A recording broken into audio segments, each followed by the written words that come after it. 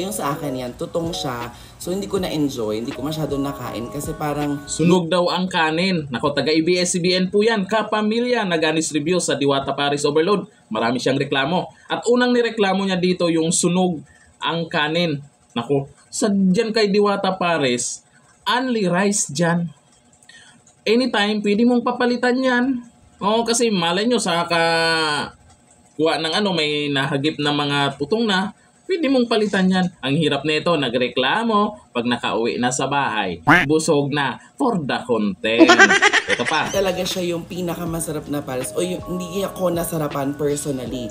Yung iba ko nasarapan sila bongga, sa akin hindi. Parang mas nasasarapan pa ako dun sa pares ng mga nasa Kariton.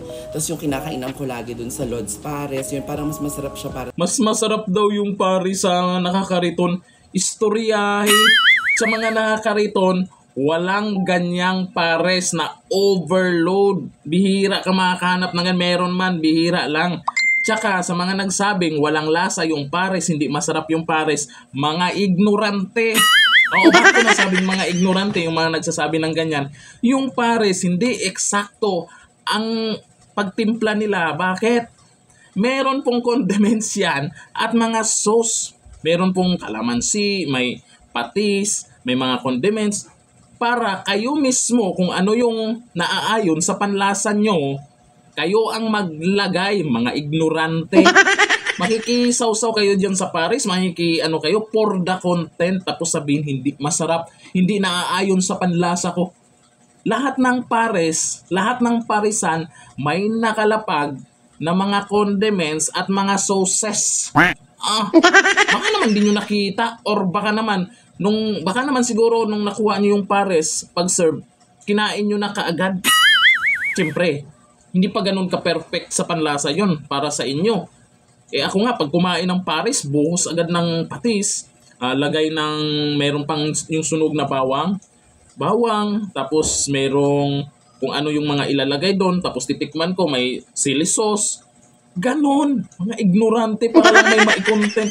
Kaya taga ABS-CBN, taga ABS-CBN. Nagngangaw sa TikTok. Nagre-reklamo sa TikTok, sa social media. Tapos, ang nakakaano lang dito, nagre-reklamo sila matapos kumain. Nakauwi na, busog na.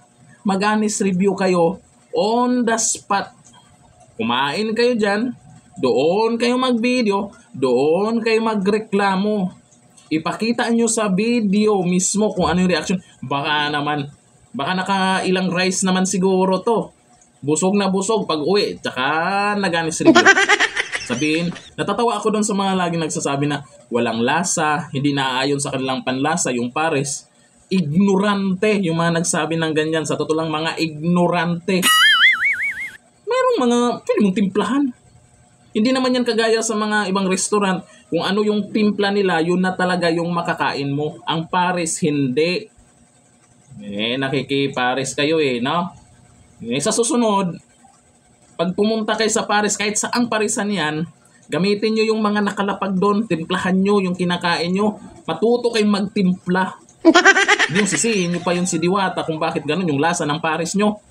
Storyahe. Ang kainit ng ulo to, taga ABS-CBN. Sus. Hanggang dito na lang. Thank you. Bye-bye.